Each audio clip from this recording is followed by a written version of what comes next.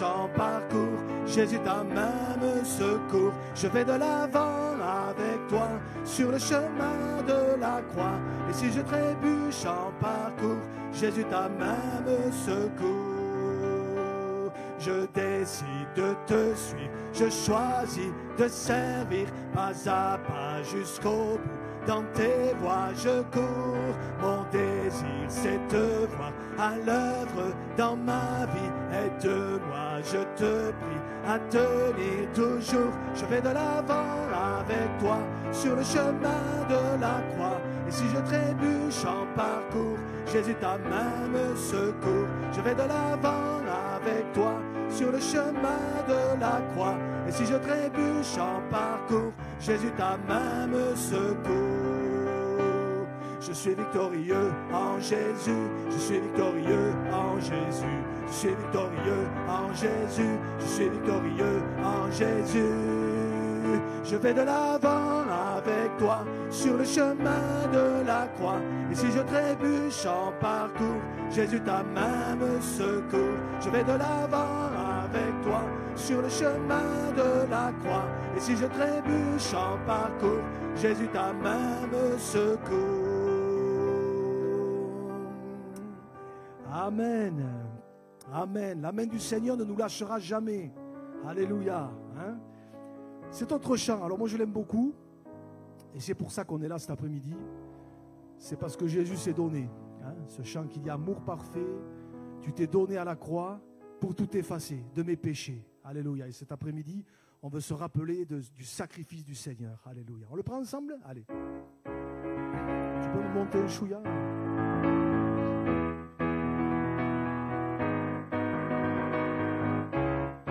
Amour parfait, tu t'es donné à la croix pour tout effacer de mes péchés. Tu t'es chargé sur le bois. C'est par ta grâce seule que je suis pardonné.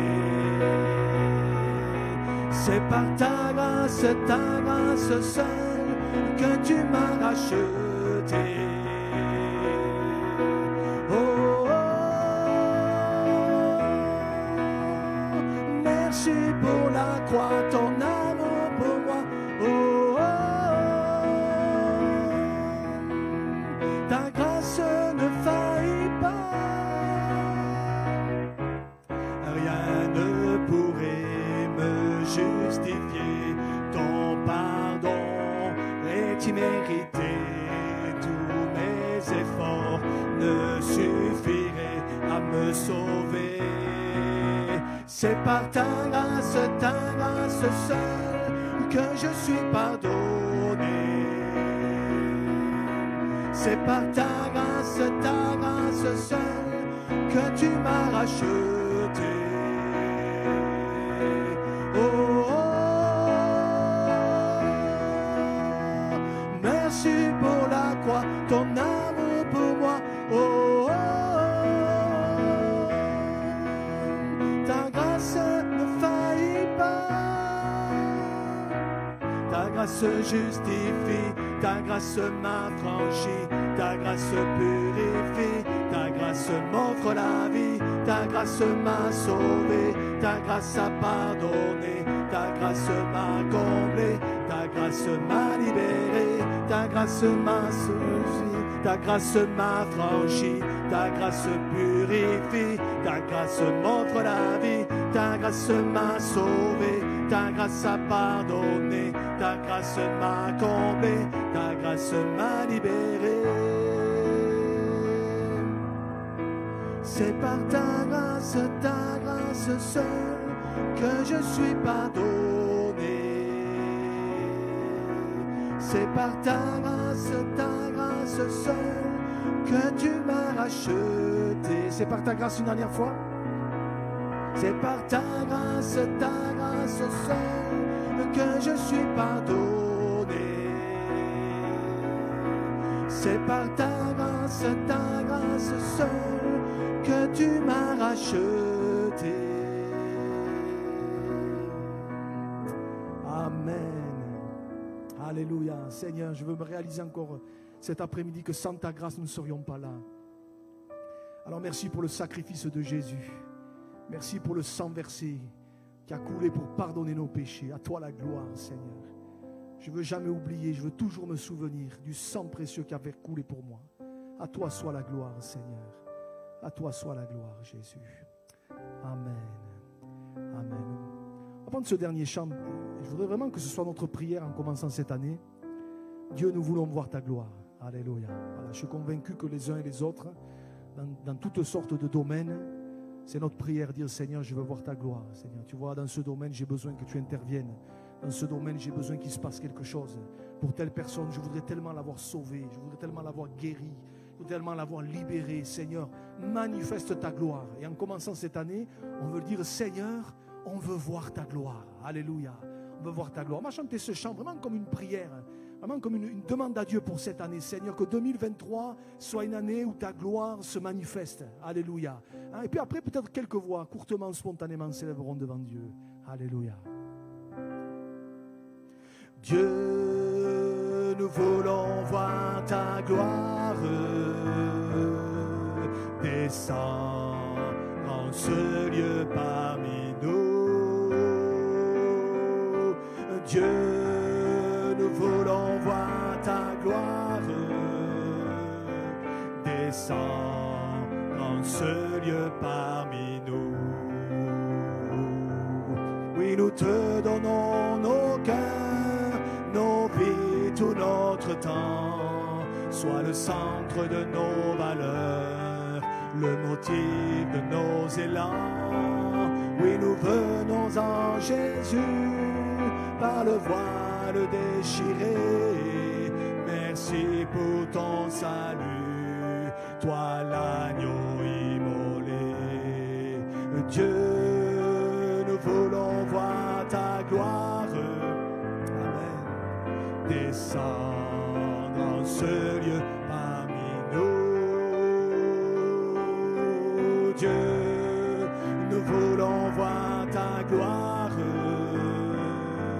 Descends dans ce lieu parmi nous. Nous croyons en tes promesses, oui et amen en Jésus. Nous sommes conscients de nos faiblesses, sans ta grâce nous sommes perdus. Mais nous venons en Jésus, par le voile déchiré. Merci pour ton salut, toi l'agneau immolé. Dieu, nous voulons voir ta gloire. Amen. Descends dans ce lieu parmi nous.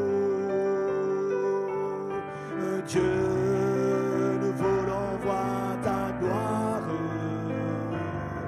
Descends dans ce lieu parmi nous. Nous croyons en tes promesses. Nous croyons en tes promesses, oui et amen en Jésus. Nous sommes conscients de nos faiblesses, sans ta grâce nous sommes perdus.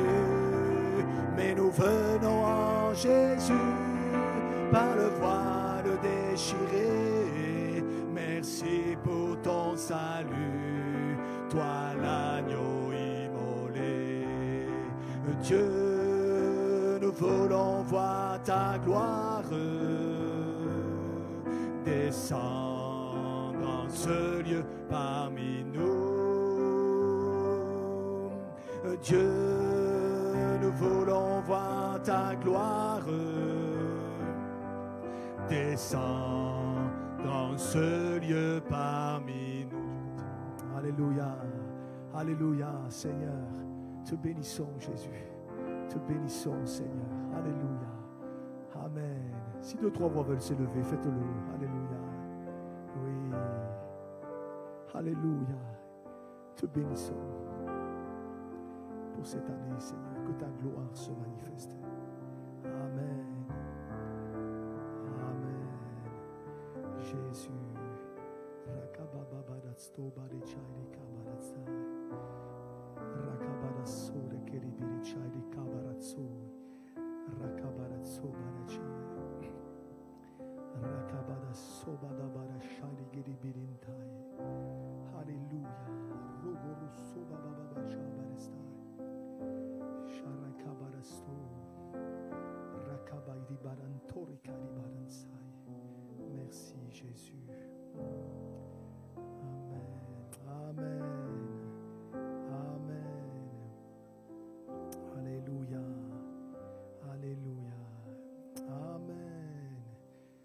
Merci Jésus.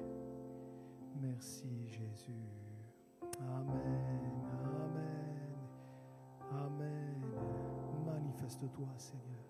Sauve, délivre, guéris. Alléluia. Que des fils et des filles prodigues reviennent dans ta maison. Béni soit ton nom, Jésus. Kente keribai di baratso barikerinso. Ragabaran shori kabaranso. Alléluia. Alléluia, Jésus. Amen. Antikai di bai. Antikai di bai sorikai. Merci, Jésus. Amen. Amen. Alléluia. Amen. Merci Seigneur. Alléluia Jésus. Amen. Amen. Amen. Amen. Oui. Amen. Alléluia. Oui. Jésus. Amen. Amen. Oui. Amen. Alléluia. Amen. Merci Jésus. Amen. Alléluia Jésus. Amen. Amen. Oui. Amen. Merci Jésus. Amen. Amen. Oui. Oui. Alléluia. Oui. Amen. Oui. À toi la gloire, Jésus. Amen. Amen. Amen. Merci, Jésus. Amen. Peut-être juste prendre quelques instants. On vient de chanter Dieu, nous voulons voir ta gloire. Je suis convaincu que tous, chacun, on a tous, ne serait-ce qu'au moins un domaine ou au moins une personne pour qui on veut dire cet après-midi, Seigneur, je veux voir ta gloire dans ce domaine ou dans sa vie. Et peut-être là, alors qu'on est à notre place, c'est dans notre cœur, vous savez que Dieu entend même les prières les plus secrètes. Anne, elle ne faisait que remuer les lèvres et Dieu a entendu sa prière. Vous vous rappelez, dans l'Ancien Testament. Donc peut-être là à notre place, peut-être là pendant quelques instants, peut-être apportons, allez, ne serait-ce qu'une personne ou un domaine, dire Seigneur, dans cette année-là, dans cette année 2023, je veux voir ta gloire, dans sa vie, dans ce domaine, dans cette situation. Seigneur, je veux qu'il se passe quelque chose. Alléluia. Et je crois que Dieu entend la prière. Alléluia. On peut faire ça quelques instants? Alléluia, Seigneur. Alléluia, Jésus. Étends tes mains, Seigneur. Alléluia. Sauve, Seigneur. Sauve, Seigneur. Alléluia. Seigneur, tu entends les prières. Tu entends les prières secrètes du cœur, Jésus. Merci, Seigneur. Alléluia. Amen. Amen, Jésus. Amen. Amen. Amen. Dieu a entendu ta prière, mon frère, ma soeur. Alléluia. Moi, je crois que Dieu a entendu la prière. Peut-être on peut reprendre, avant d'ouvrir la parole, juste, on va reprendre, nous croyons en tes promesses. Alléluia. La Bible dit quand un malheureux crie, et même un peu plus loin, il dit quand les justes crient, l'Éternel entend. Alléluia. Donc Dieu a entendu nos cris. Dieu a entendu notre prière, même les plus inaudibles, mais Dieu les entend. Alléluia. Et c'est pour ça qu'on va reprendre ça. Nous croyons en tes promesses. Seigneur, cette promesse que tu entends ma prière, je veux vraiment le croire de tout mon cœur. On le reprend ensemble? Allez. Nous croyons en tes promesses, oui et amen en Jésus. Nous sommes conscients de nos faiblesses. Sans ta grâce, nous sommes perdus.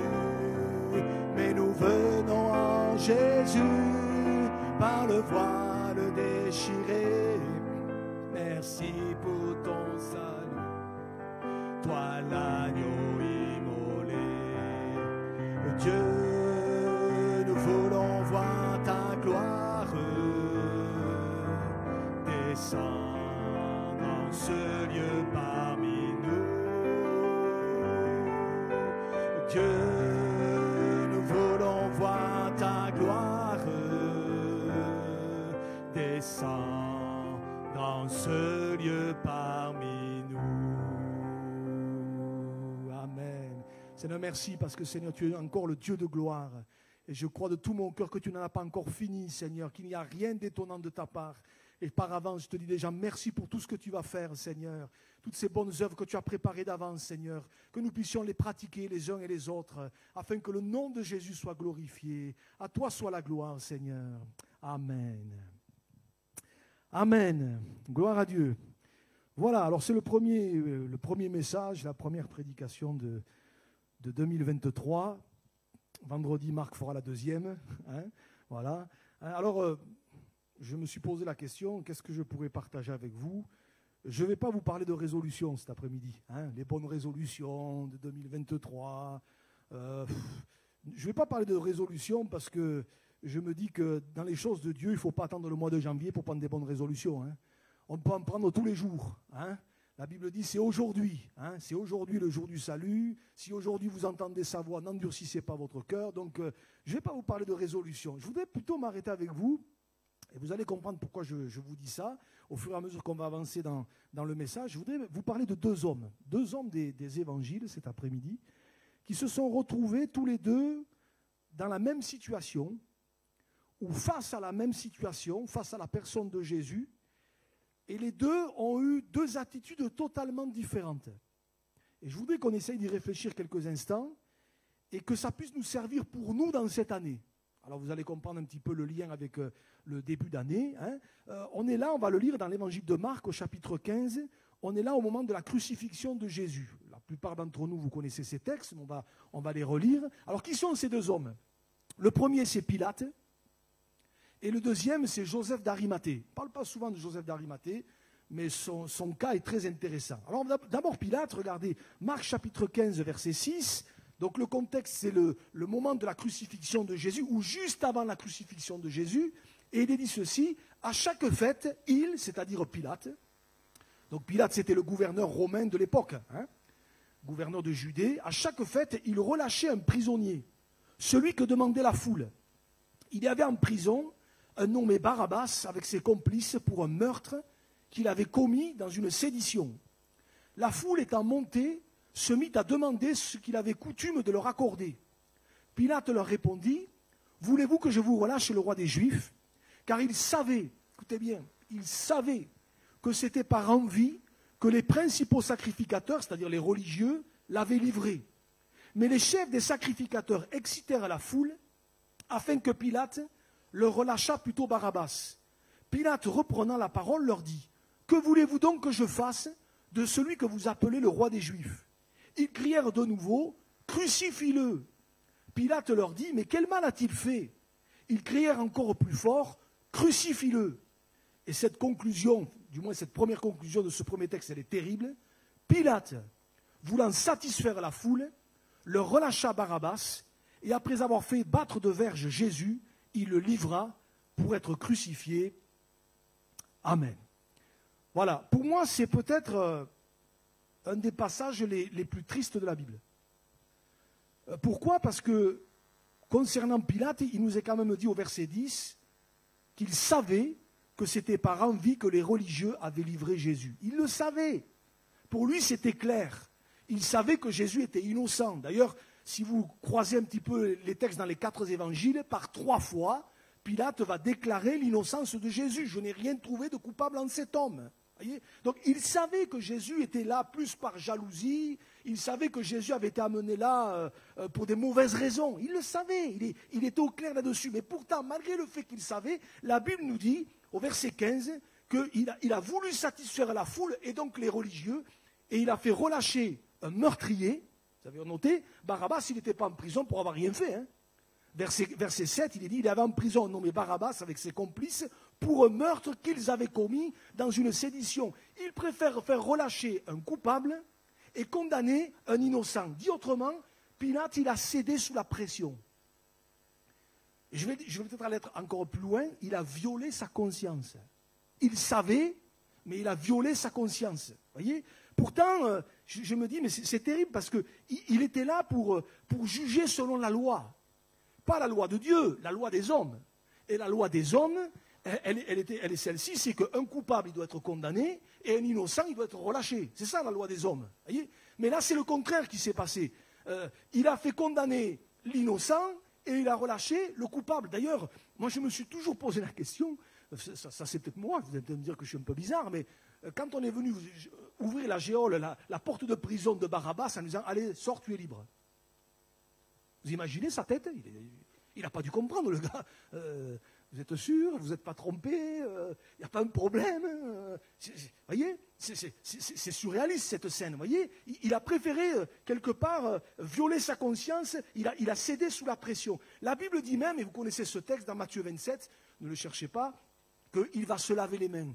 Vous vous rappelez, il a demandé à ce qu'on lui amène une bassine d'eau, un bassin, il va se laver les mains, il va dire, je suis innocent du sang de ce juste, cela vous regarde. Hein. Et j'ai envie de dire, mais tu te trompes, Pilate, tu te trompes, parce que tu es aussi coupable que les autres, tu es aussi responsable que les autres. J'aimerais déjà peut-être rappeler cet après-midi que devant Dieu, on est tous responsables, hein, et on est responsables personnellement.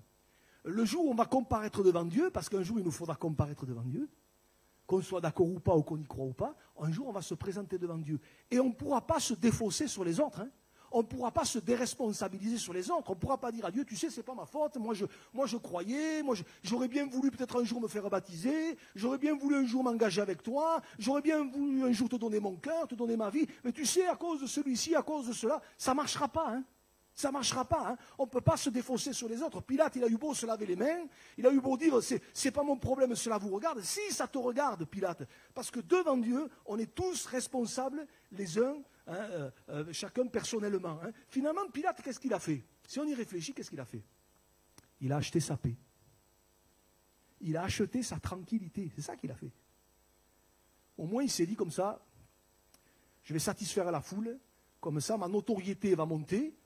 Je vais acheter ma paix et ma tranquillité, et pour moi, tout va rouler. Pourtant, vous vous rappelez que ce n'est pas faute d'avoir été prévenu. Il savait, on vient de le lire dans Marc 15, mais rappelez-vous, Madame Pilate est intervenue dans le procès. Matthieu 27, on va lire ce verset. Pilate, voilà, verset 19, pardon, pendant qu'il était assis sur le tribunal, sa femme lui fit dire, vous savez, Madame Pilate, je ne suis pas convaincu qu'elle faisait ça souvent, hein. C'était peut-être même la première fois qu'elle intervenait comme ça au milieu d'un procès, au milieu du travail de son mari. Surtout à cette époque-là. Les femmes, à cette époque-là, elles n'avaient pas leur mot à dire, vous voyez, dans ces affaires-là. Vous voyez.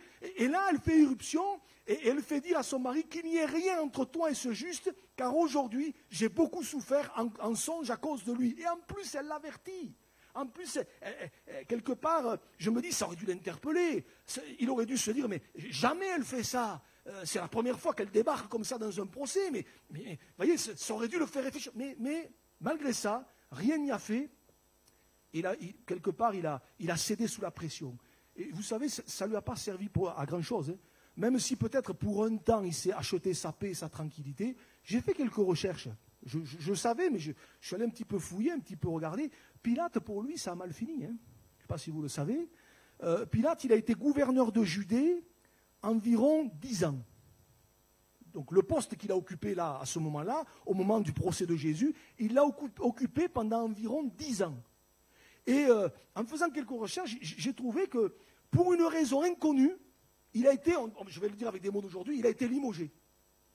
Et le gouvernement de Rome, César, a mis quelqu'un d'autre à sa place. Et l'histoire dit que Pilate a très mal supporté ce limogeage et qu'il a fini par se suicider en se noyant dans le Rhône. Vous le saviez ça, hein? En se noyant dans le Rhône. Voilà comment Pilate a fini. Vous voyez, c'est une sombre histoire, vous voyez. Mais tout ça pourquoi? Parce qu'à un moment donné, il a cédé sous la pression. Ça, c'est le premier homme. Vous allez comprendre pourquoi je m'arrête sur lui. On va voir le deuxième. Le deuxième, c'est Joseph d'Arimathée. Et là, vous trouvez son histoire dans le même chapitre, mais cette fois tout à la fin. Regardez au verset 42, Marc chapitre 15, verset 42. C'est assez parlant, moi ça m'a interpellé, ça m'a fait réfléchir, de voir que dans le même chapitre, vous trouvez deux hommes qui sont placés un petit peu dans la même situation, mais qui vont avoir deux attitudes différentes. Donc on vient de voir Pilate. Maintenant regardez, Joseph d'Arimathée, il est dit ceci. Le soir étant venu, comme c'était la préparation, c'est-à-dire la veille du sabbat, arriva Joseph d'Arimathée. À ce moment-là, Jésus vient de mourir sur la croix. Hein. Pilate était un petit peu juste avant la mort de Jésus, Joseph est juste après. Voyez. Donc, il arriva Joseph d'Arimathée, conseiller de distinction, qui lui-même attendait aussi le royaume de Dieu. Écoutez bien, il osa se rendre vers Pilate pour demander le corps de Jésus. Pilate s'étonna qu'il fût mort si tôt, fit venir le centenier et lui demanda s'il était mort depuis longtemps. S'en étant assuré par le centenier, il donna le corps à Joseph, et Joseph, ayant acheté un linceul, descendit Jésus de la croix, l'enveloppa du linceul et le déposa dans un sépulcre taillé dans le roc. Puis il roula une pierre à l'entrée du sépulcre, et Marie de Magdala et Marie, mère de Jose, regardaient où on le mettait. Amen. C'est très intéressant parce que l'histoire de Joseph d'Arimathée, ce qu'on vient de lire là, vous la retrouvez relatée et racontée dans les 4 évangiles. C'est assez rare pour être souligné. Des fois, vous trouvez des récits dans 2 évangiles sur 4, d'autres dans 3 sur 4, d'autres dans 1 sur 4. Mais Joseph d'Arimathée, vous retrouvez son histoire dans les 4 évangiles. Donc, c'est que c'est important. Voyez, par exemple, l'évangile de Jean nous dira que Joseph d'Arimathée, il était disciple de Jésus, mais en secret. En secret. C'est-à-dire, il aimait bien les choses de Dieu, mais il ne le disait pas, il se cachait. Il ne voulait surtout pas qu'on sache que quelque part, les choses de Dieu, en tout cas Jésus, le Sauveur, ça le touchait au plus profond. Donc il était disciple en secret. Et jusque-là, il n'avait rien dit à personne. Il ne disait pas où il allait. C'est comme si aujourd'hui, quelqu'un venait à l'église, mais il ne le disait surtout pas aux autres, qu'on ne sache pas où il va le dimanche matin, le mercredi après-midi et le vendredi soir. Il ne faut surtout pas qu'on sache. Vous voyez, c'est un petit peu ça, Joseph d'Arimathée. Voyez, mais quelque part, ici, dans ce texte, il y a une petite précision, c'est qu'il nous a dit qu'il était conseiller de distinction. Je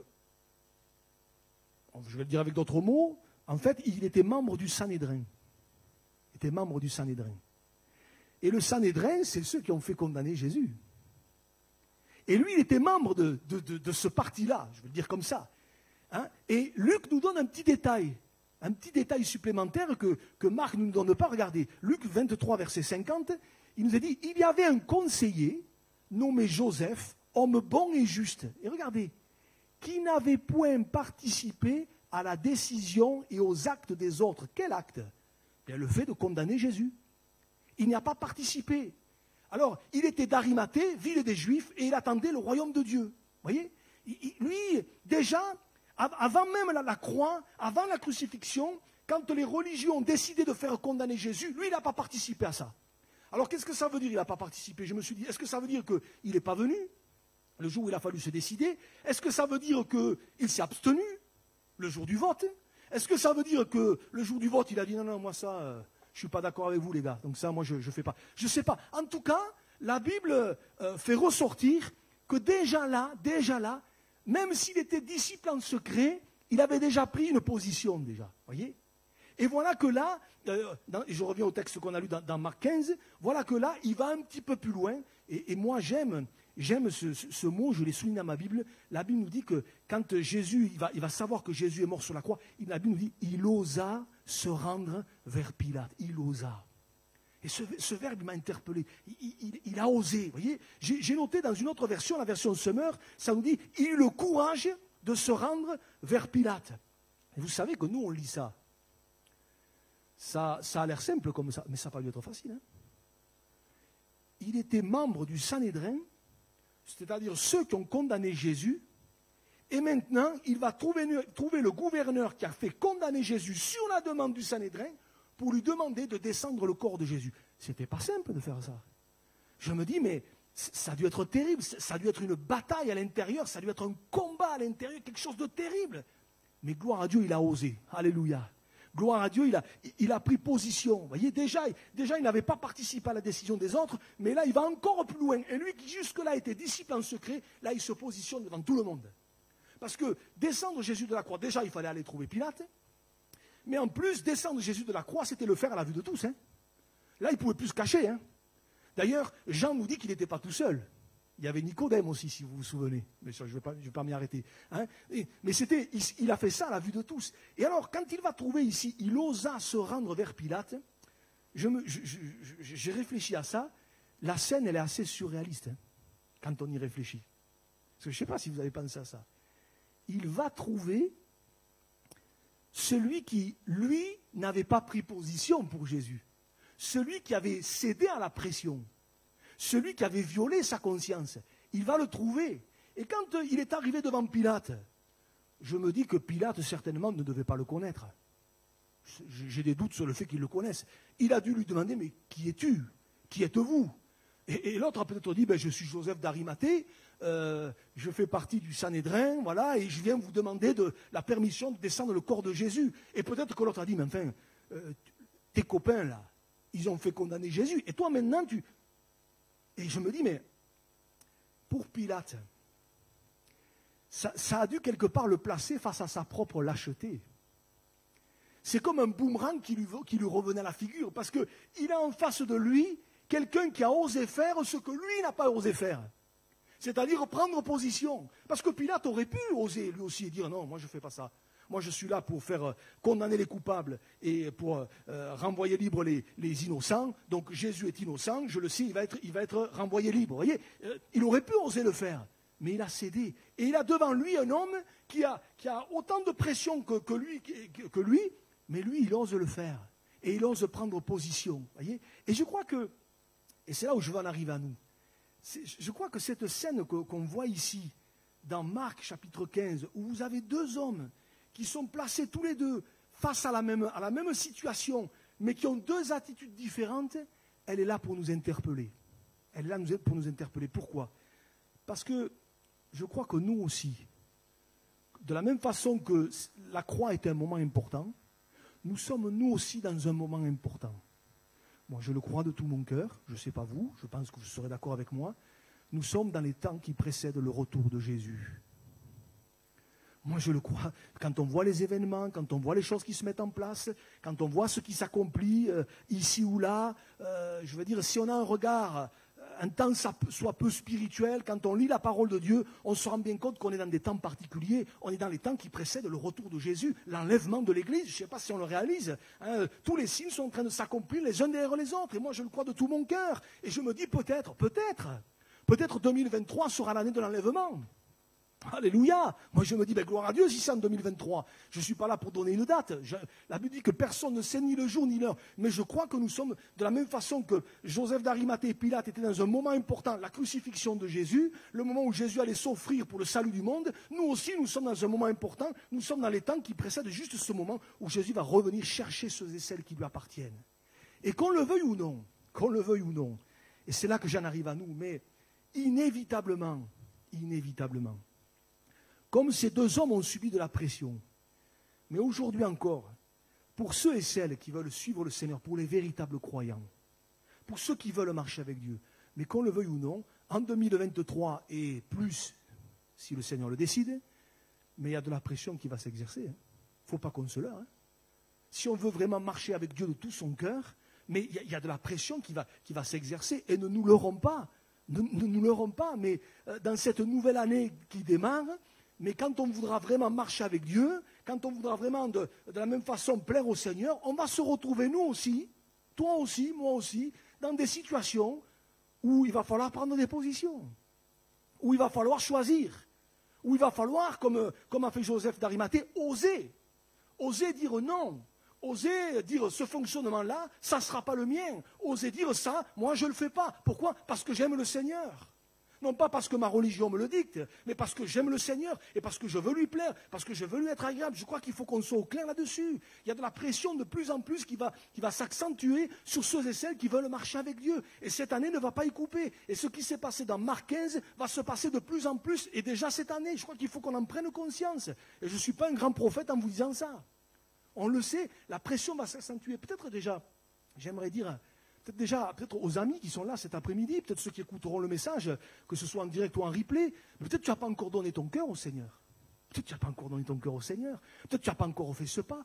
Mais j'aimerais peut-être te dire de la part du Seigneur cet après-midi, mais peut-être que 2023, c'est l'année où il va te falloir oser toi aussi. Il va falloir oser prendre position. Il va falloir oser dire, moi maintenant, je marche avec Dieu de tout mon cœur, je choisis de m'engager avec lui, je choisis de lui donner mon cœur, alléluia. Moi, je bénis le Seigneur, je dois avoir un ou deux entretiens là, mais dans quelques semaines, Dieu voulant, on aura encore un service de baptême, alléluia.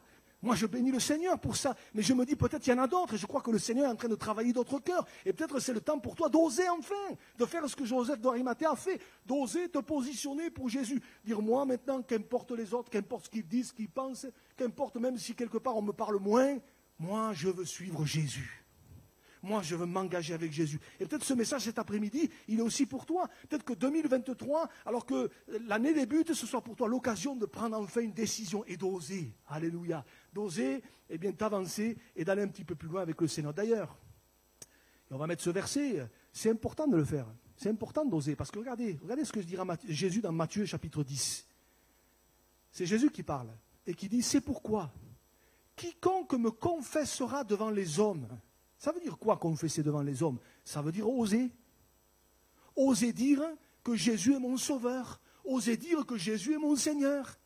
Alléluia. Quiconque me confessera devant les hommes, c'est Jésus qui le dit, je le confesserai aussi devant mon Père qui est dans les cieux. Mais regardez la suite. Mais quiconque me reniera devant les hommes, je le renierai aussi devant mon Père qui est dans les cieux. Ça veut dire quelque part, celui qui va oser, le Seigneur, le jour où on va se présenter devant lui, dira, mais celui-là, je le connais. Je sais qui c'est. Celui-là, il a dit oui. Celui-là, il a été lavé, pardonné par mon sang précieux. Mais celui-là, il a cédé à la pression. Cet après-midi, je ne sais pas où tu en es avec le Seigneur, mais j'aimerais t'encourager à oser aller plus loin. Alléluia. Ose aller plus loin. Ose dire, Seigneur, je veux vraiment marcher avec toi. Je ne suis pas parfait, je n'ai pas tout compris, il y a encore des lacunes, mais ça, on est tous pareils. Mais Seigneur, je veux oser m'engager avec toi. Alléluia. Maintenant, pour nous les croyants, mon frère, ma soeur, quoi qu'il faut réaliser que la pression, elle va s'accentuer. Il faut qu'on en soit conscient. Il ne faut pas que ça nous étonne. Oh là là, mais comment ça se fait? Mais c'est logique. Plus on va s'avancer, plus l'iniquité va s'accroître. Et plus ceux qui veulent marcher de tout leur cœur avec le Seigneur, ça ne va pas être évident. À un moment donné, il y a des moments où il va falloir se positionner, faire des choix, prendre des positions, comme a fait Joseph d'Arimathée, ce que n'a pas fait Pilate. Vous savez, c'est tellement plus facile, quelque part, d'acheter sa paix, d'acheter sa tranquillité. On ne dit plus rien, on ferme les yeux, on fait comme tout le monde. Et puis, c'est tellement plus facile, vous voyez. C'est pas pour rien que l'apôtre Paul dira, vous connaissez ce verset, 2 Timothée chapitre 3, verset 12, que tous ceux qui veulent vivre pieusement en Jésus-Christ seront persécutés. Alors peut-être pas persécutés dans le sens plein et entier, mais persécutés des fois en étant mis de côté, en étant moqués. Oh lui, avec son église là, oh là là, avec son Jésus, ça y est. Mais combien de fois j'ai entendu, mais laissez-le, ça va lui passer, ça lui passera. D'ici quelques mois, on n'entendra plus parler de son Jésus. Vous voyez, des moqueries, des choses comme ça. Mais si tu veux marcher avec Dieu, mais il faut prendre conscience de ça. Tous ceux qui veulent vivre pieusement, c'est-à-dire tous ceux qui veulent marcher, non pas à peu près, non pas clopin, mais de tout leur cœur, tous ceux-là, ils seront persécutés, voyez. Et peut-être, je me dis, mais c'est tellement facile d'accepter toutes sortes de compromis. On accepte des compromis.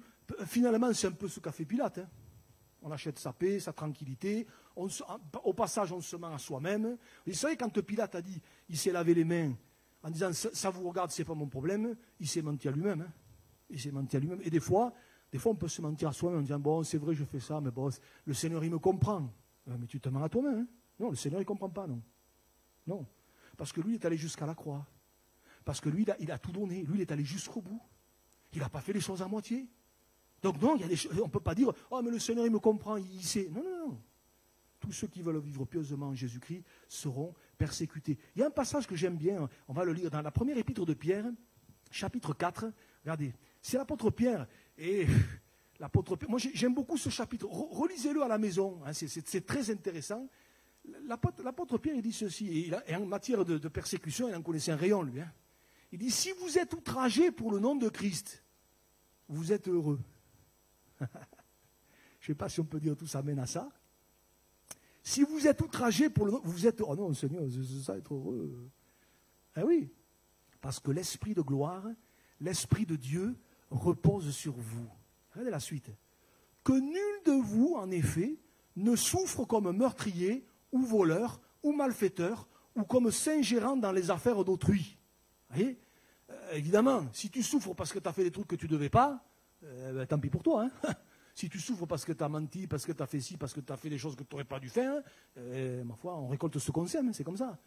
Mais si quelqu'un souffre comme chrétien, parce qu'être chrétien, c'est parfois souffrir.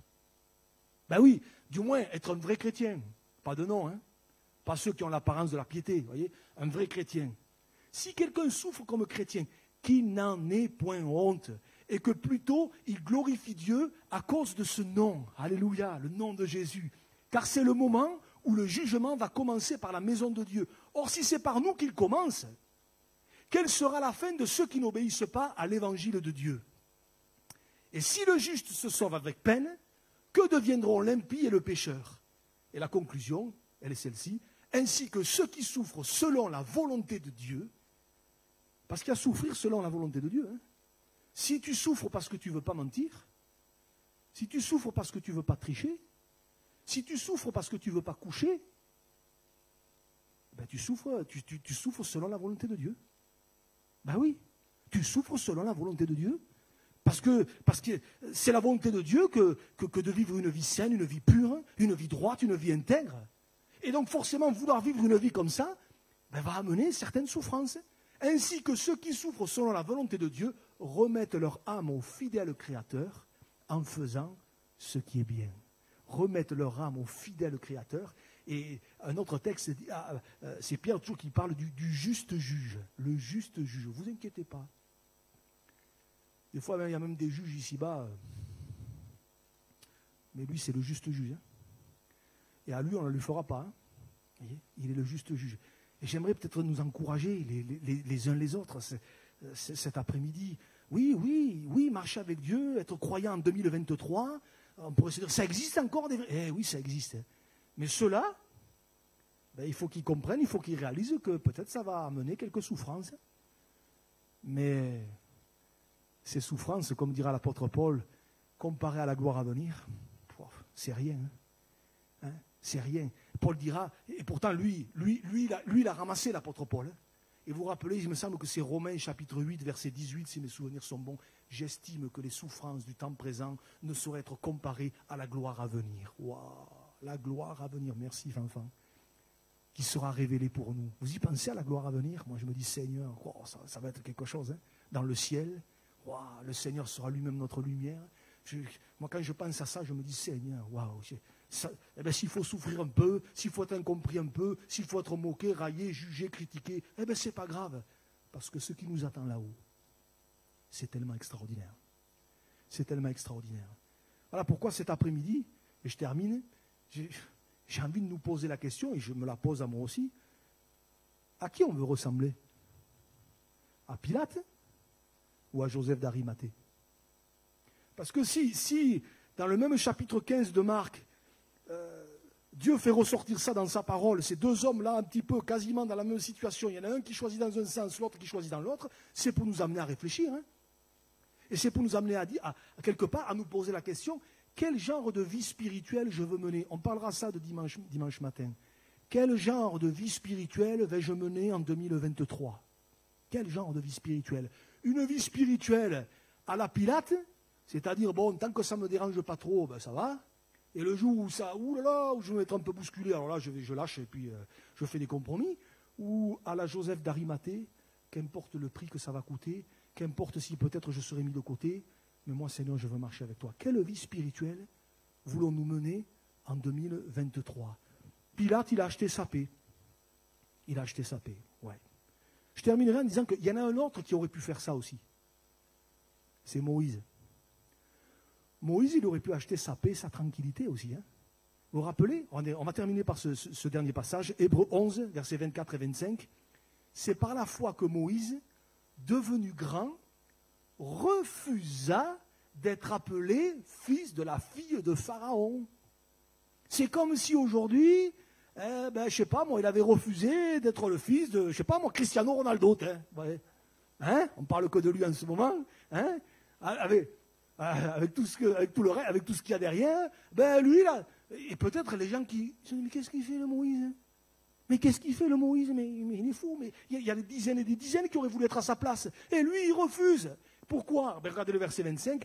Aimant mieux, ou notre version dit, il préféra être maltraité. Vous voyez, on revient à ce qu'on disait tout à l'heure dans Pierre, être maltraité avec le peuple de Dieu, plutôt que d'avoir pour un temps la jouissance du péché. Il savait, vous savez, choisir le péché, choisir certaines pratiques, certaines voies, certains fonctionnements, ça va un temps. Hein. Ça marche au début. Mais après, on en récolte les fruits. Hein. On en récolte les fruits. Et combien de gens au début sont partis dans des voies, se sont détournés du Seigneur, etc. Et au début, tout allait bien, et puis au bout d'un moment, au bout de quelques temps, pouf, ça a été la catastrophe. Et ça, Moïse, il a compris que, au début, ça aurait marché, mais à la longue, non. Voyez. Il a préféré faire le choix du Seigneur. Il a préféré faire le choix du plan de Dieu. Dans cette année 2023, j'ai envie de dire que Dieu nous aide à être de ceux qui osent. Que Dieu nous aide à être de ceux qui osent. Et moi, ce verset de Marc 15, là, il m'a béni. Hein. Marc 15, verset 43. Il osa se rendre vers Pilate. Je ne sais pas ce que nous réserve cette année 2023, mais qu'on soit de ceux et de celles qui osent dire non quand il faut dire non, qui osent se positionner, qui osent choisir le Seigneur, qui osent choisir la vérité, qui osent choisir la sainteté, la pureté, qui osent choisir la droiture, qui osent choisir l'intégrité. Même si on va y laisser des plumes, ce n'est pas grave. Parce que je sais que si je choisis ça, le Seigneur sera avec moi. Et même si je dois passer par la fournaise, je sais que dans la fournaise, je ne serai pas tout seul. Et là, je pense à Daniel, je pense au roi Nebuchadnezzar qui va dire, mais n'avons-nous pas jeté 3 hommes, j'en vois 4. Et le 4e, il a une figure de fils de Dieu. Dieu était avec eux, le Seigneur était avec eux. Moi, je préfère que le Seigneur soit avec moi. Même si peut-être ça va être difficile, que plutôt tout baigne, mais le Seigneur, il n'est plus là. Et d'ailleurs, tout baigne, ça va baigner pendant un temps. Plutôt que d'avoir pour un temps la jouissance du péché. Alors que Dieu nous aide. Et cet après-midi, si peut-être tu n'as pas encore donné ton cœur au Seigneur, il est temps d'oser. Il est temps d'oser, il est temps de faire ce choix. De dire, moi maintenant, allez, j'arrête d'être entre les deux, un pied avec le Seigneur, un pied à côté. Maintenant, je veux faire les choses entièrement. Je veux avoir un cœur entier pour toi, Seigneur. Alléluia. Et pour nous, les croyants, dire, Seigneur, dans cette année 2023, moi, je veux être comme Joseph d'Arimathée. Et même si j'y laisse quelques plumes, c'est pas grave. Même si peut-être des fois je vais être un peu critiqué, mis de côté, c'est pas grave. Moi ce que je veux, Seigneur, c'est t'honorer et c'est marcher avec toi. Parce qu'un jour, dans la gloire, toutes les souffrances qu'on aura peut-être subies ici, mais ça sera passé. Mais ce qu'on vivra avec le Seigneur pour l'éternité, ça sera tellement glorieux. Alors que Dieu nous aide. Alors le choix il est là. Plutôt Pilate ou plutôt Joseph d'Arimathée? Pour moi, c'est tout choisi, qu'on puisse faire un autre choix. Alléluia. On prie le Seigneur. Seigneur, encore cet après-midi, tu nous rappelles au travers de ta parole ces choses toutes simples, on les sait, on les connaît. Seigneur, je te demande ta grâce. Et pour les uns et pour les autres, Seigneur, tu connais nos contextes, tu connais nos circonstances. Je te demande ta grâce et ton aide. Sur chacune de nos vies, Seigneur. Tu connais celui pour qui ce n'est pas évident. Tu connais parfois les contextes familiaux. Tu connais parfois les contextes professionnels. Seigneur, viens nous aider, Seigneur. Nous voulons marcher avec toi. Nous voulons oser pour toi. Si peut-être quelqu'un ne t'a pas encore donné son cœur au milieu de nous, visite-le cet après-midi. Que vraiment tu puisses Seigneur, le toucher. Seigneur, il n'y a que toi qui puisses convaincre. D'ailleurs, ta parole nous le dit. C'est le Saint-Esprit qui convainc. Alors, Seigneur, par le Saint-Esprit, convainc les cœurs cet après-midi. Manifeste-toi. Et pour les autres, Seigneur, aide-nous à rester fermes, à rester intègres, purs, vrais, à marcher dans la vérité avec toi. Seigneur, merci pour l'espérance que tu nous donnes. Un jour, nous serons avec toi pour l'éternité. À toi soit la gloire, Seigneur. À toi soit l'honneur, Jésus. Oh, nous te bénissons et nous te rendons toute la gloire. Amen. Amen. Alléluia. On peut rester juste quelques instants, quelques secondes encore dans le recueillement et demander au Seigneur sa grâce. Et si peut-être quelqu'un peut-être vraiment désire dire, Seigneur, moi je veux aller plus loin, Seigneur, avec toi. Ben, je vais vous donner l'occasion de le faire. Si peut-être quelqu'un a besoin de la grâce de Dieu aussi, dans un domaine, dans un autre, voilà, on veut demander au Seigneur de vous aider. On va peut-être simplement vous lever à votre place, quelle que soit la nature de la demande, après le Seigneur le sait. Mais voilà, on dit, Seigneur, moi tu vois cette année, Seigneur, il y a des choses, il faut que ça change, il faut que ça bouge, Seigneur. Seigneur, j'ai besoin d'une intervention, j'ai besoin, Seigneur, que tu m'aides. Moi je veux marcher avec toi, Seigneur. Alors, on est là et on est devant Dieu. Et le Seigneur qui voit, qui sait, qui connaît, il va poser sa main, je le crois en tout cas, de tout mon cœur. Seigneur, merci Seigneur pour ce temps, ce moment, pour ta parole. Je te prie vraiment Seigneur que tu puisses bénir ces bien-aimés, ces vies. Tu connais chaque situation, chaque contexte, chaque circonstance. Seigneur, bénis mes frères et sœurs, bénis mes amis. Seigneur, et que pour l'un, pour l'autre, quelle que soit la requête, quelle que soit la demande, tu glorifies ton nom. Seigneur, je te prie vraiment, Seigneur, de poser ta main, que 2023 soit une année de visitation, de bénédiction, une année de, Seigneur, d'exaucement de prière, une année de retournement de situation, Seigneur, une année de guérison, de salut. Alléluia, Seigneur, tu le fais encore aujourd'hui, tu n'as pas changé, tu es toujours le même hier, aujourd'hui, éternellement. Je te prie pour chacune de ces vies, étends tes mains, Seigneur, donne du courage peut-être à quelqu'un qui en manque, renouvelle les forces. Seigneur, je te bénis encore pour ce que tu vas faire pour tous ces bien-aimés qui en se levant s'attendent à toi. Bénis-les au nom de Jésus. Seigneur, tu honores leur pas de foi cet après-midi. À toi soit toute la gloire, Jésus. À toi soit la gloire. Amen. Amen. Gloire à Dieu. Voilà, vous pouvez vous asseoir quelques secondes. On va terminer ces moments. Simplement rappeler, alors,